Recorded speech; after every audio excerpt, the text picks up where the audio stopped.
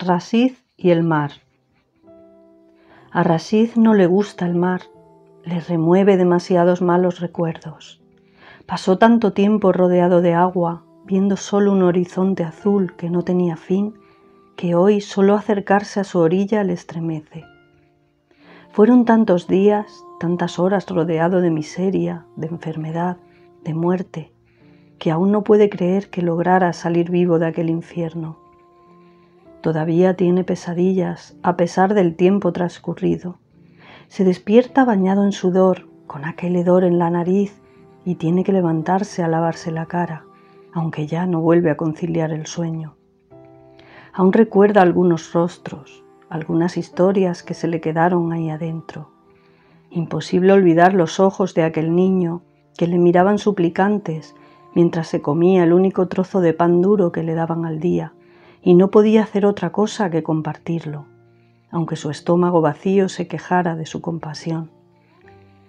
Pocos días después murió, a causa de esa horrible enfermedad que se llevó a la mitad de aquellas pobres almas errantes, a las que nadie quería en su tierra, aquellos que huían de una muerte segura para encontrarse con otra impuesta por una humanidad que hace mucho dejó de ser humana y empezó a mirar para otro lado, para no sentirse incómoda.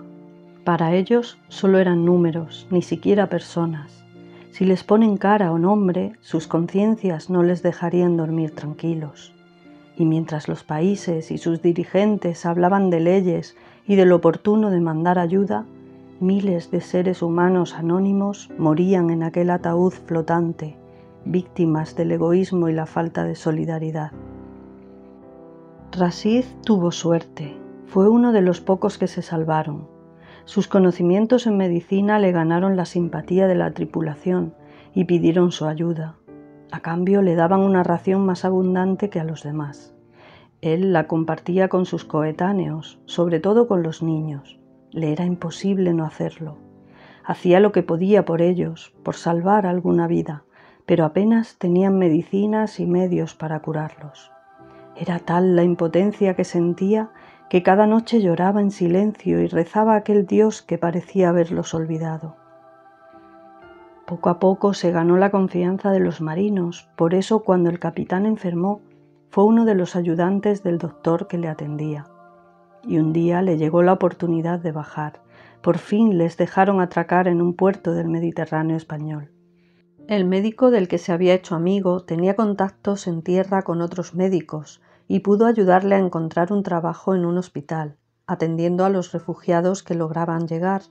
El que hablara su idioma fue algo de gran ayuda, ya que les podían atender mucho mejor si entendían lo que decían. Tiempo después conoció a una bonita enfermera con un gran corazón que se interesó sinceramente por él. Clara no veía ni el color de su piel ni su pasado. No le importaba su origen, al contrario, siempre le preguntaba cosas sobre su país y le decía que en otras circunstancias le encantaría conocerlo. El amor surgió rápido y se casaron, algo que también le ayudó a conseguir la nacionalidad y le abrió otras puertas. Aunque ese no era su fin, por supuesto, él la amaba sobre todo lo demás, hubiera dado cualquier cosa por ella. Y la amó aún más cuando le dio 2 hijos, Jani y Miquel. Ellos eran su mayor tesoro, no podía pedirle más a la vida. Nunca habría imaginado cuando nadaba entre la muerte y la miseria en aquel barco que le esperara tal premio. Podía dar gracias a Dios de lo que había conseguido, solo siendo honesto y preocupándose por los demás. Pero se lamentaba de tantos otros migrantes que no lo conseguían. Cada día en el hospital veía cómo llegaban y se le partía el corazón. Él hacía lo que podía, pero no tenía dinero ni facilidad para ayudarles a todos. Y entonces llegó la pandemia, ese virus que lo complicó todo y transformó el mundo. Las muertes se sucedían a diario y no sabían qué hacer ni cómo actuar.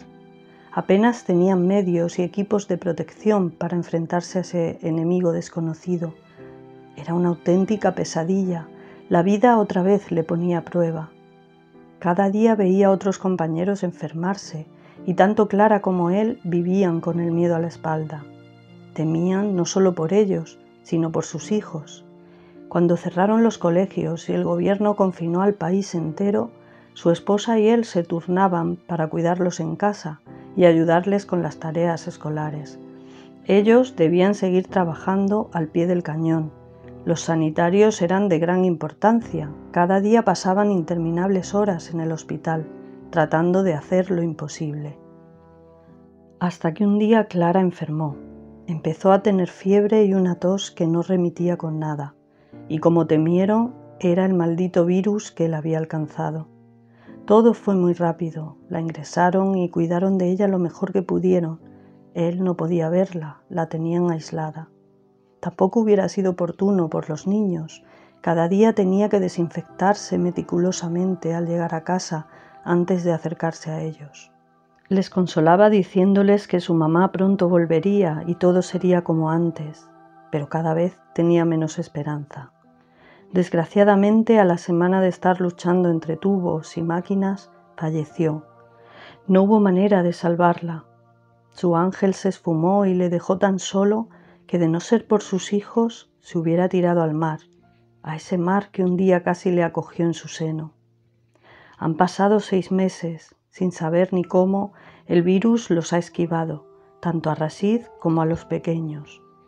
Aunque todavía no se ha terminado del todo la pesadilla, ya conocen mucho mejor a su adversario y la lucha parece que se va ganando, siempre con precaución y responsabilidad, algo que todos, incluso los niños, están aprendiendo. Pero su lucha interior contra la tristeza es otra cosa. Rashid no es el mismo desde que Clara les dejó. Cada noche cuando se va a dormir piensa que es otro día más, otra prueba más superada. Un día menos para volver a verla, porque él tiene la esperanza de que algún día estarán de nuevo juntos, en alguna parte. Eso solo lo sabe Dios. Hoy, aquí en la playa, donde ha traído a Yanni y a Miquel, piensa en todo lo que ha sido su vida hasta ahora.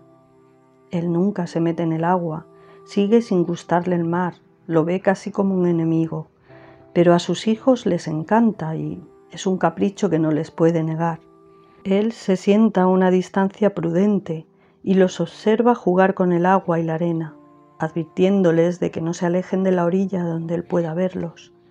Ellos, aunque sean pequeños, son responsables, han aprendido demasiado pronto sobre los peligros de la vida, pero se lo pasan bien y por un rato olvidan la tristeza y la pesadilla que les ha tocado vivir.